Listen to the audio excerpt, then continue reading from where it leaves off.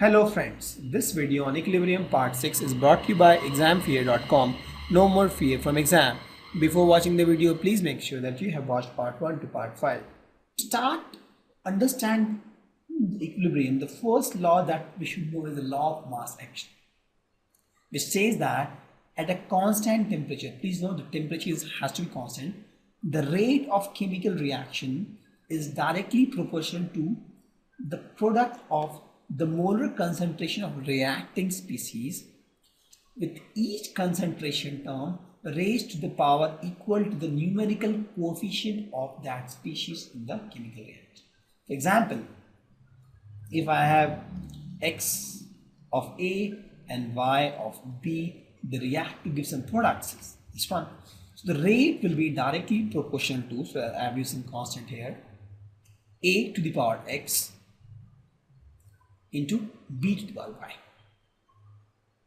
This is what my law of mass action says. So if you, instead of reading the 3 lines, you can see that if I have some reaction where X mole of A and Y mole of B give me some product, so the rate of this reaction, the forward reaction, I'm talking about the forward reaction, only the rate of this forward reaction will be directly proportional to A times X into B to the power Y. This is my law of mass action.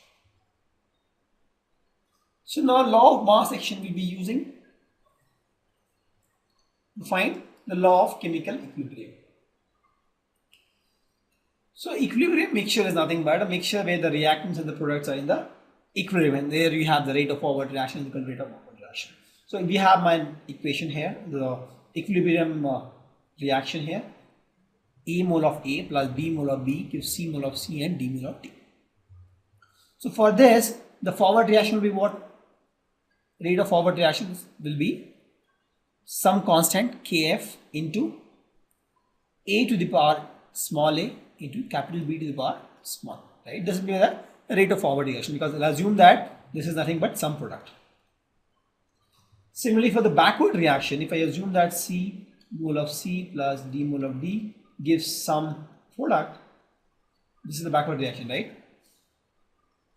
This gives this.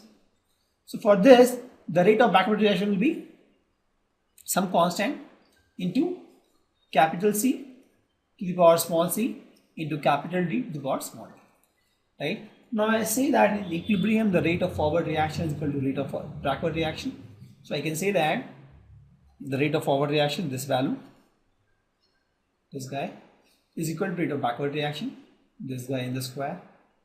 So both are equal. So if you equate this, you will see that there is something called Kf by Kb, and that is also constant because constant by constant, and that is equal to this. This whole thing will be constant. That is nothing but the product C to the power molar concentration of C, product D to the power molar concentration of D, product A to the power molar concentration of A, product B to the power molar concentration. So C to the power C, D to the power D, divide by A to the power A, B to the power B. This is my equilibrium constant, and that is denoted by Kc, equilibrium constant, right? So we got this Kc from the law of mass action. So for any reaction, AA plus BB is equal to CC plus DD, my Kc will be C to the power C into D to the power D divided by A to the power A, B to the power B. So with this, we have this law of chemical equilibrium defined that says that at a given temperature, please note temperature is a critical factor here, the ratio of product of equilibrium concentration to the product of reactant with each concentration term raised to the power equal to the respective stoichiometric concentration in the balanced reaction has a constant value. Correct? Let me repeat. At a given temperature, the ratio of the products of the equilibrium concentration to that of the reactant, and each of these raised to the power of the stoichiometric coefficient is a constant value. This is nothing but my law of chemical equilibrium.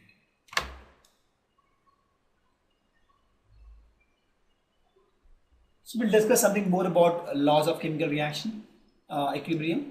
The equilibrium constant of the reverse reaction will be inverse of the equilibrium constant of the forward reaction. Makes sense, right? For example,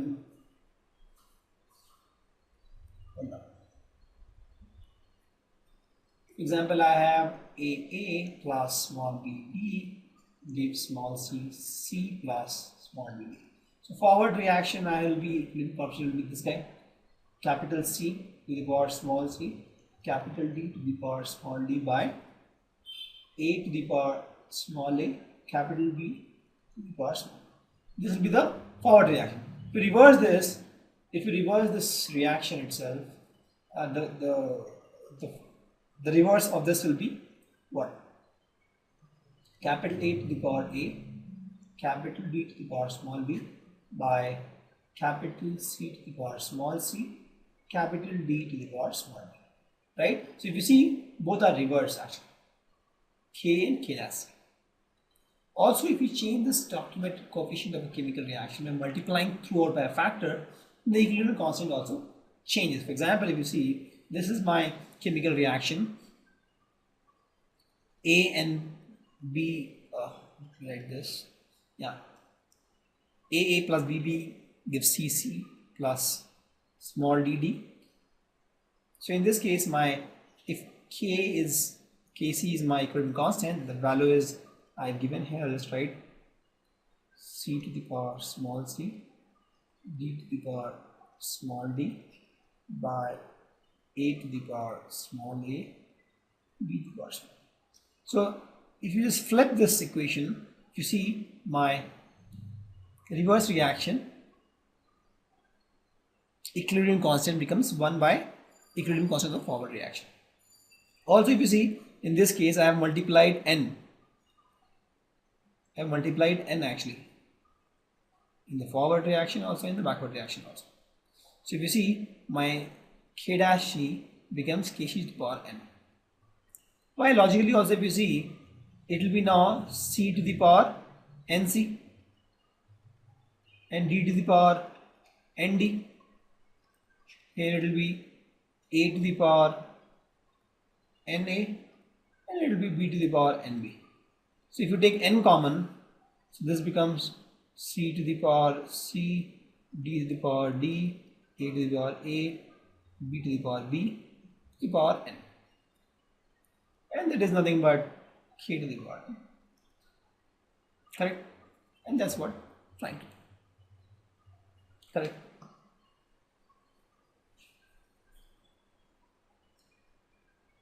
So now we have learned equilibrium constant. So let's understand steps to write equilibrium constant for a given reaction. First step is write the equation for the reaction. Once you are done with the equation of the reaction, write the product of the equilibrium, concentration of the product in the numerator. You omit the solid part, pure solid, pure liquid and pure solvent part. Why? Because see, everything I will be writing in moles per liter. So moles per liter for pure solid will be constant, right? Pure liquid also will be constant. Only for the gases or impure substance, this value will change. For example, I have calcium. For calcium, moles per liter will be same. You take any calcium. If you take let's suppose iodine, or iodine gas, moles or iodine, if you take iodine gas, then moles per liter will change. It may depend on the volume of the flask, but for iodine liquid, the moles per liter will be constant. So since they are constant, we omit those parts. We'll discuss more on this in the next slide when we talk about this question.